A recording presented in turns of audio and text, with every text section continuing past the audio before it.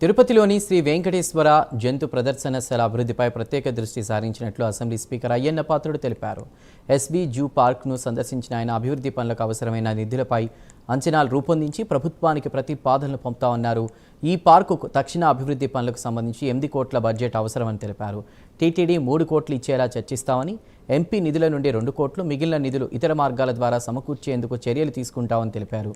Asia ఖండంలోని అతిపెద్ద zoo పార్కుల్లో ఒకటైన ఎస్వీ జూను మరింత అభివృద్ధి చేసి నైట్ సఫారీ, నైట్ ట్రైన్ వంటి సదుపాయాల ఏర్పాట్లపై పరిశీలన చేస్తున్నట్లు అయ్యన్న పాత్రుడు తెలిపారు.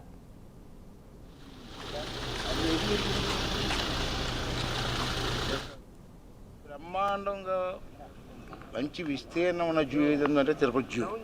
3,100 ఎకరా ముందుగానే ఆ రోజుల్లో ఇచ్చారు. ఏషియాలోనే పెద్ద జూ ఇది. చాలా స్కోప్ ఉంది ఇక్కడ. అంటే మాట్లాడిన తర్వాత నైట్ సఫారీ అవకాశం ఉంది, టాయ్ ట్రైన్ ఒకటి ఉంది.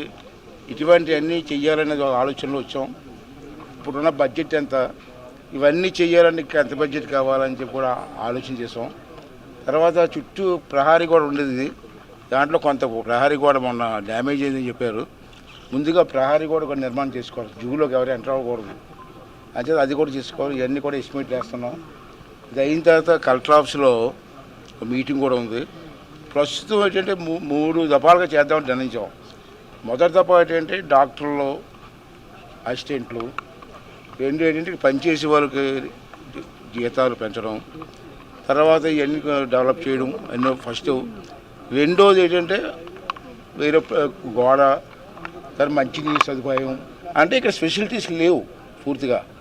ఆ పిల్లలు వస్తారు, క్యాంటీన్ ఉండాలా, ఆ పిల్లలు వస్తారు, టాయ్ ట్రైన్స్ ఉండాలా, ఆ పిల్లలు వస్తారు, అన్ని తిప్పి చూపించాలా, ఎక్స్ప్లెయిన్ చేయాలా. ముందు అలాంటి కొన్ని షోస్ అన్ని క్రియేట్